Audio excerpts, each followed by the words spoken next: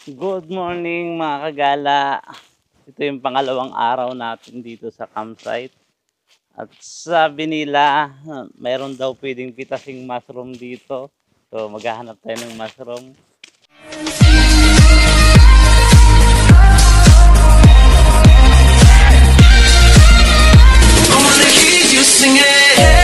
Don't stress your mind. We coming home to Blueberry according to their website.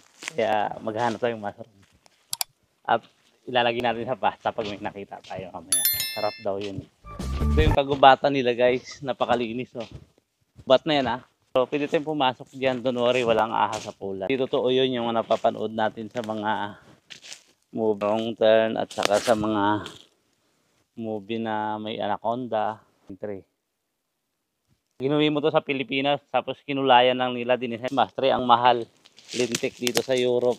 Kaya pinapansin yan. Kung pulang mushroom dito kaya lang hindi natin alam kung ano yung pwedeng kain. At nag-send ako kay Mateos sa friend naming pool. Hindi daw pwedeng kainin yung nabot ko kanina. Tinapon ko. So, paano kaya ma-identify kung venomous yung ito kaya?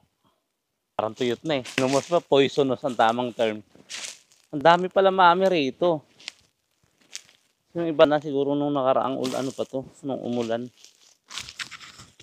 Dahil pag nawala ka mga kagala, di ka makakabalik. Ang laki ng forest dito. King pagising.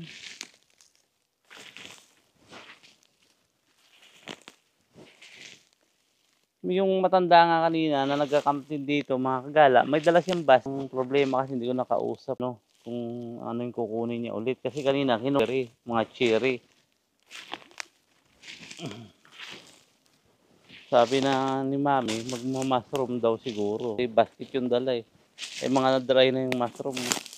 Daming mushroom, pero tuyot no. Kasi ng mga lokal dito, di ba for example, mainit ngayon tapos umulan. Kinabukasan, marami agad mushroom. So marami nga naman kasi walang kumuha dito siguro. Ayan oh. Tumubo siya. Pero na-dry na kasi wala nang kumuha. Mga kagala, hindi lahat pala ng mushroom dito sa forest is pwedeng kainin. Sa aking pananaliksik, so itong kulay pulang to is hindi rin siya pwedeng kainin. May lason daw to. So kailangan maging ano ka dito, panuri, mapagmatsyag kung anong gusto mong kain mushroom. Kasi ito daw medicine. Siguro kung ano magkakaroon ka ng allergy.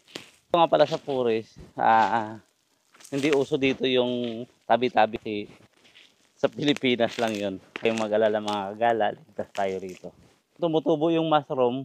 Pag umulan ngayon kinabukasan, naniniwala tayo na pag umulan may kidlat, may dito ang cause ng mushroom yung mga bulok lang na kahoy, mga tumpang kahoy, mga damo. Kasi wala akong kumukuha ng mga dito, mga kahoy ng galagi ng mushroom. Wala na pa tayo mga kagala, yung namin nagsisearch sa internet.